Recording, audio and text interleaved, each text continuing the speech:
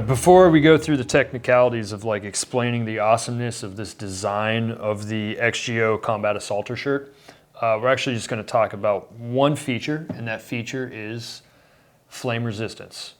All right, so flame resistance, tell me a little bit about that and how does it differ from like flame retardant? The legal explanation is that if it's flame resistant, it's the actual material itself is no melt, no burn, obviously no dripping, and that those qualities are inherent to the material itself.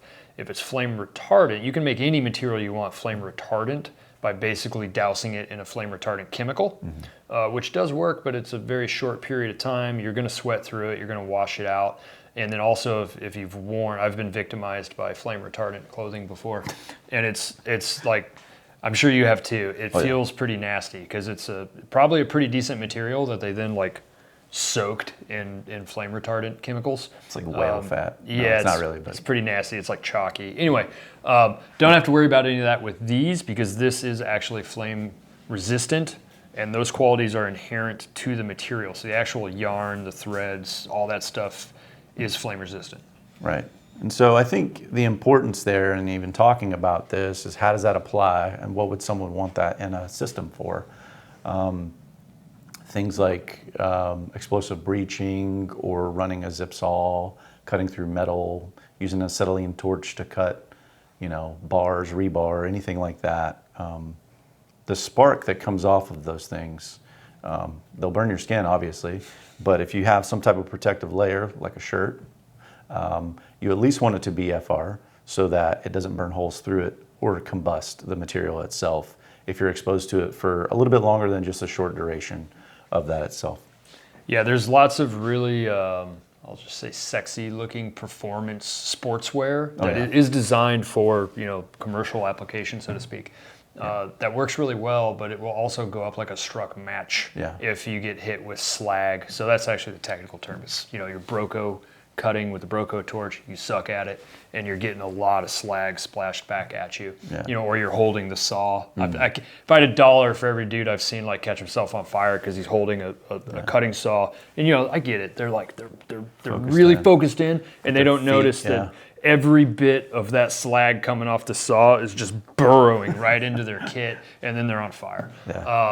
And so if you're wearing these shirts, because that is an operational consideration for you, absolutely. And then also have a frickin', I don't want to drop another company name, but like there's companies that make tactical, so to speak, fire extinguishers just for that reason. Definitely, if you have FR assault clothing, great.